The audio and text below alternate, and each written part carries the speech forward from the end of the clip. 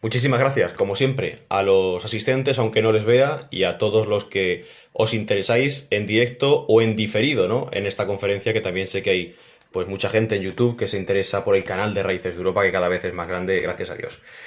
Efectivamente, hoy nos ocupa un mito, y además uno de los mitos más importantes. No es que sea un mito aislado, como habrá también una conferencia más adelante en junio en la que trataremos mitos pequeños, así se titulará, ¿no? Mitos más o menos, bueno, con un principio y un fin claro, y que no tienen un gran enlace con otros grandes relatos dentro de la mitología griega. Sin embargo, en este caso vamos a tratar un mito que se entrelaza con otros tantos. Por eso, bueno, el título, de modo sintético, lo he traído como Prometeo y Pandora, dos de los grandes mitos, ¿no? Como decimos, entrelazados, el fuego y la caja, y vamos a ir también desentrañando la relación que tienen estos dos mitos, en los cuales nos intentaremos adentrar en cierta profundidad, con otra de las grandes historias de la mitología griega, que es la titanomaquia, que también está relacionada con todo esto, y además con el diluvio, con el gran diluvio dentro de la mitología griega, que es la historia pues de Deucalión y Pirra, ¿no? Y cómo este hombre y esta mujer pues son realmente el Adán y la Eva, los grandes padres ancestrales de la humanidad. Todos estos mitos, estos cuatro mitos que acabo de mencionar, están relacionados con Pandora y con Prometeo. Por lo tanto, hablar de Pandora simplemente o hablar de Prometeo solo, bueno, pues nos lleva a conocer esa pequeña esquina de ese gran salón de bodas, ¿no? Que es el conjunto de estos mitos que se relacionan. Por lo tanto, vamos a intentar adentrarnos en todos estos que, como digo, acabo de mencionar.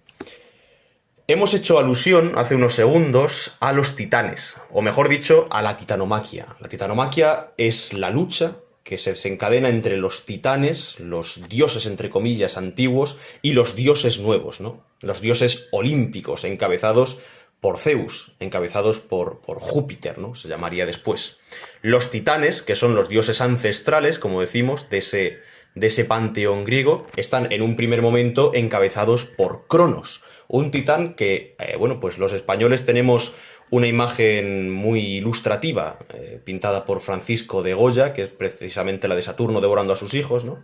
Y este titán, como decimos, tenía una cruzada personal en contra de los dioses olímpicos, que eran al fin y al cabo sus descendientes. Recuerden ustedes aquella conferencia que dimos hace alrededor de un mes sobre la mitología sumeria, la mitología mesopotámica en general, en la que había dos grandes padres ancestrales, estaba Apsu, las aguas dulces, y Tiamat, las aguas saladas, y sus hijos son los que se rebelan en contra de esos dioses, grandes dioses, padres ancestrales. Bueno, pues en este caso sucede algo muy parecido. Son los hijos los que se rebelan contra los padres, o más bien los padres, los titanes, en concreto Cronos, en contra de esos hijos. Y lo hace por un motivo concreto. Lo hace por una profecía que se le dice, y bueno, consiste en que uno de sus hijos acabará derrocándolo, acabará, como decimos, destronándolo.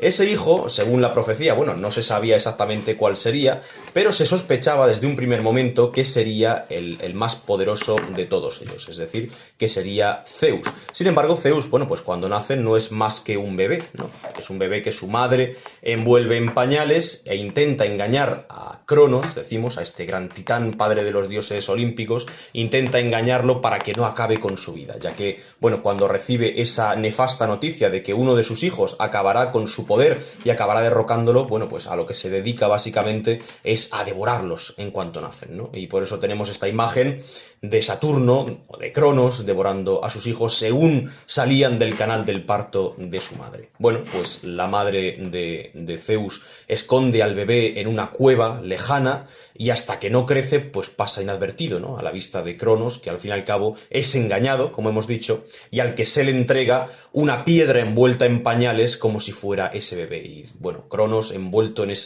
o cegado por esa furia y por ese ansia de poder que tenía, sin mirar lo que hay dentro de los pañales, se traga la piedra y piensa que ha acabado con la vida de ese niño, que sin embargo está creciendo y fortaleciéndose en una cueva, como decimos, lejana.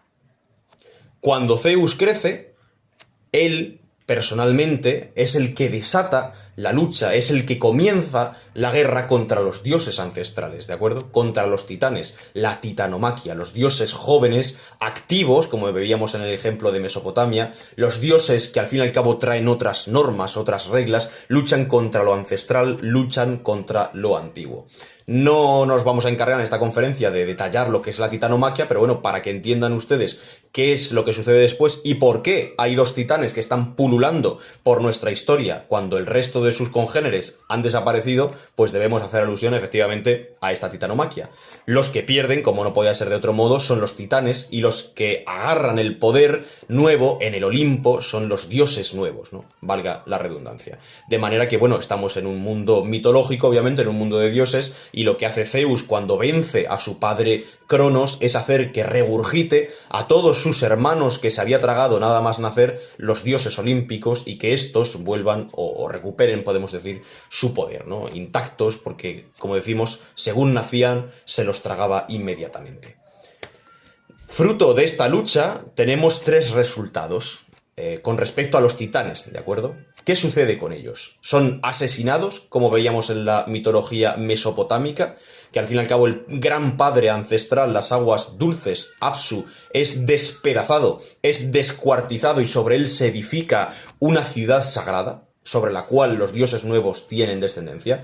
No, en el caso de la mitología griega, el final de los titanes no es tan violento, no es tan sangriento, podemos decir, pero al fin y al cabo la gran mayoría de ellos, los que estaban encabezados por Crono, es decir, los que apoyaron a Crono y el Crono mismo, son encadenados cuando acaba esta guerra en lo más profundo del Tártaro, ¿no? Que bueno, pues no sería lo mejor ni lo más exacto compararlo con el infierno, pero bueno, dentro de nuestra cosmovisión, ¿no? Y dentro de nuestro concepto de lo que es el mundo de los vivos y de los muertos, bueno, pues sería una de esas regiones ínferas, ¿no? En las que, bueno, pues ningún vivo puede adentrarse. Efectivamente, en ese Tártaro son encadenados para toda la eternidad los grandes padres ancestrales, los dioses antiguos, los titanes. Sin embargo, no todos los titanes apoyaron a Crono.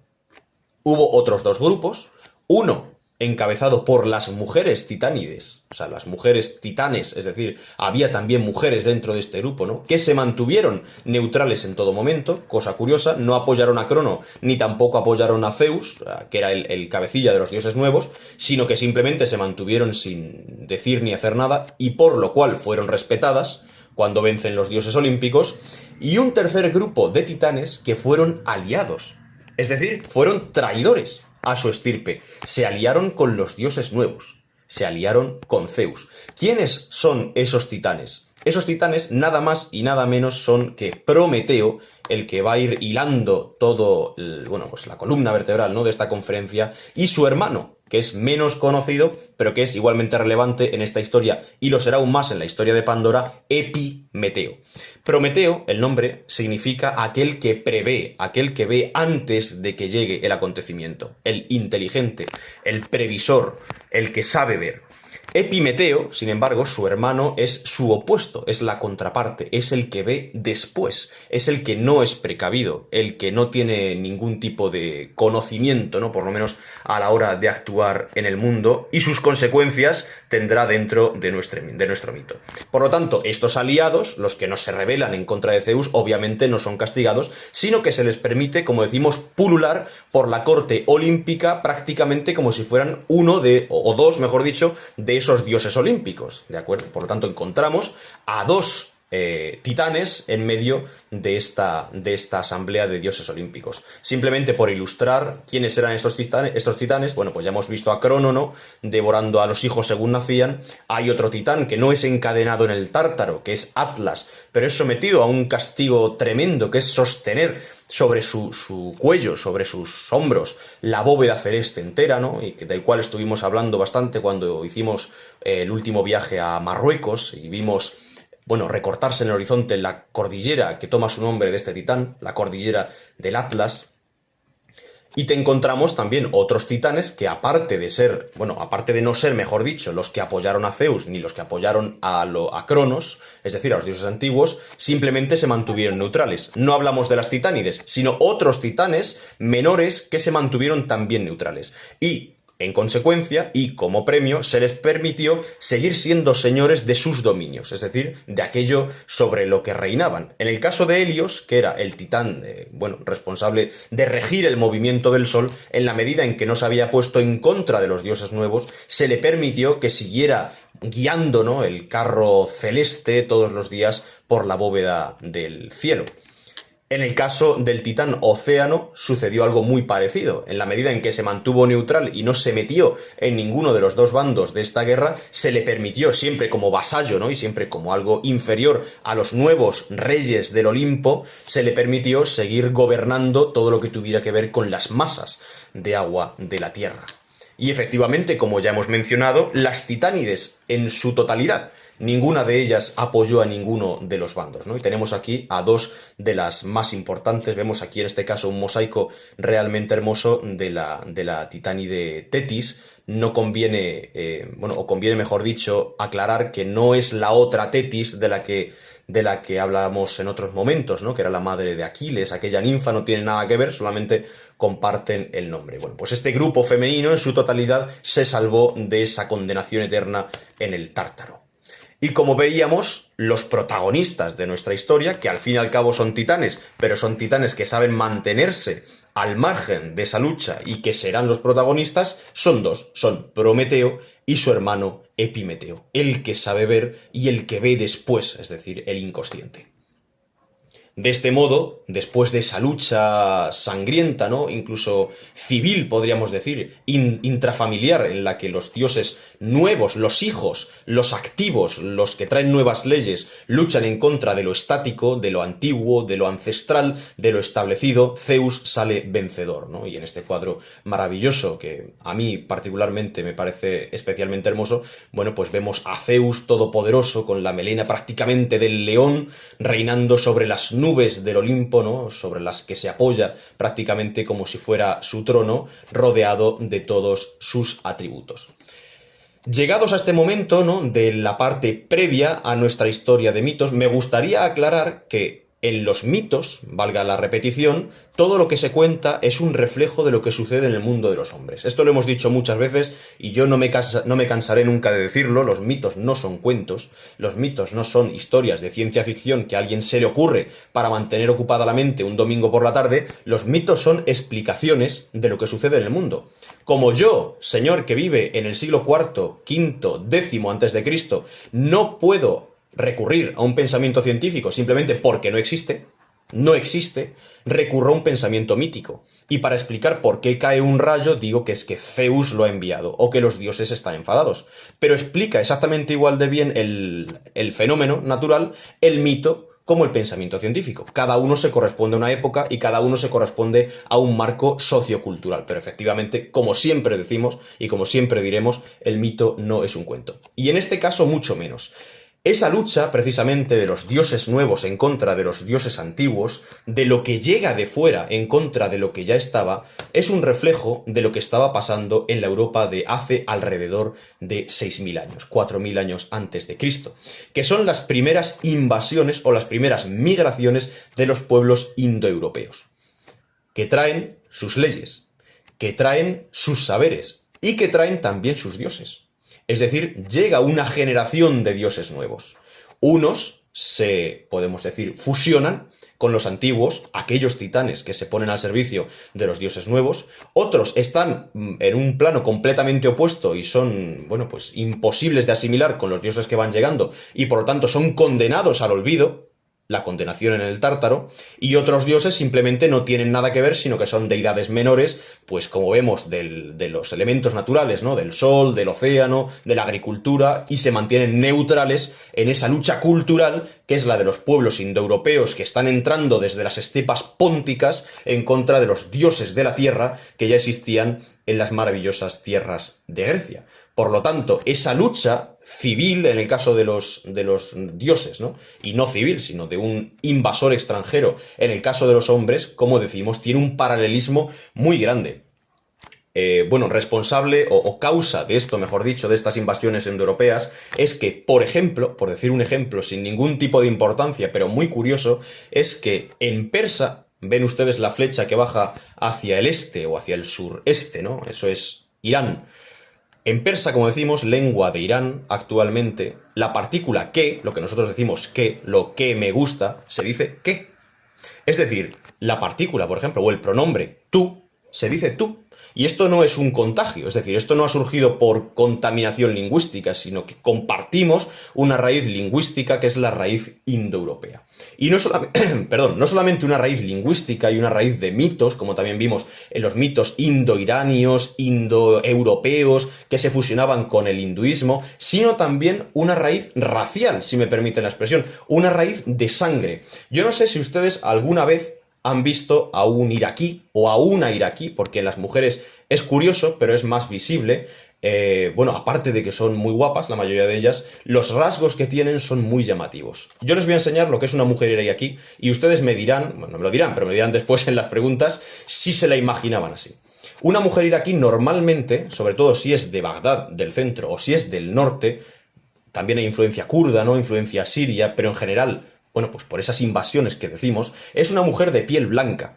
Es una mujer de ojos en muchas ocasiones verde esmeralda o azul turquesa. Es una mujer de pelo cobrizo, natural. Y muchas veces cuando uno visita Irak y está por... No es necesario que se vaya al Kurdistán, ¿no? Pero cuando está, por ejemplo, en Bagdad, ve a las mujeres así y realmente le impresiona. Y efectivamente, lo responsable o la causa principal de que la mujer iraquí, bueno, pues tenga los ojos tan hermosos como los de esta mujer, unos ojos verde esmeralda, efectivamente son esas mismas invasiones que además de los dioses, además de las ideas y además de muchas cosas que ni siquiera somos capaces de sospechar y que son la base de nuestra civilización, nos trajeron también sus genes. Otra de las cosas curiosas es que cuando uno va a Afganistán y se mete en el corredor del Guaján, que tiene frontera con China, Afganistán tiene frontera con China, cosa curiosa, una zona absolutamente boscosa, que en invierno está cubierta casi por 2 metros de nieve, en la que viven unos habitantes completamente agrestes, ¿no? Habitando casi en un estado prehistórico. Lo que se encuentra son señores con esta apariencia. Este hombre y su hijo, son nuristaníes.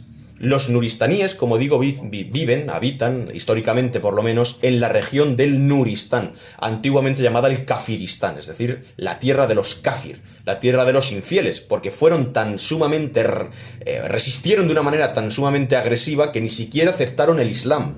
Y hasta el siglo X, esa región de Afganistán no fue musulmana, sino que adoraba a sus dioses de la naturaleza y a sus dioses de los elementos. Bueno, al margen de todo eso, los rasgos que ustedes ven aquí quizá no son los más prototípicos que ustedes podrían imaginar cuando imaginan a un afgano. Efectivamente, los afganos en general no son así.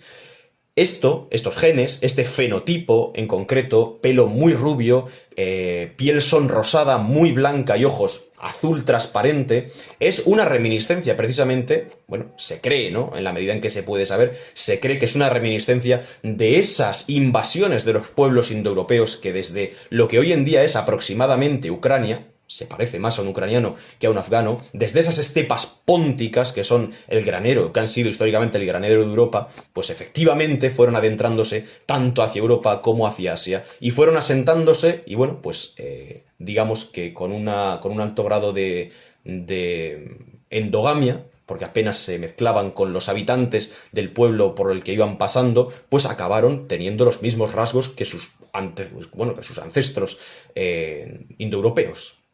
Como curiosidad, simplemente. Seguimos, por lo tanto, con nuestra historia, aparte de este paréntesis que decíamos histórico, ¿no? En el que la lucha de los dioses es un reflejo de la lucha de los hombres, y encauzaremos la conferencia, al fin y al cabo que es lo que nos ocupa, con la historia de Prometeo. A Prometeo yo lo he decidido llamar el titán filántropo, el amigo del hombre, ¿no? Como se le llama en muchas publicaciones, y me parece un título especialmente sugerente y especialmente hermoso, el titán filántropo, el que quiso, el que amó tanto a los hombres, que se sacrificó a sí mismo, que sacrificó su propia vida, no porque muriera, sino porque fue castigado, ya lo veremos, ¿no? Fue castigado en un modo tan brutal que prácticamente perdió la libertad y perdió todo lo que había poseído como casi Dios hasta ese momento. Los dos autores, o el autor principal, mejor vamos a centrarnos en uno, el autor principal que nos habla de este mito y que nos habla de la historia de Prometeo, de la historia de Pandora, es Hesíodo, en las obras Los trabajos y los días y la Teogonía.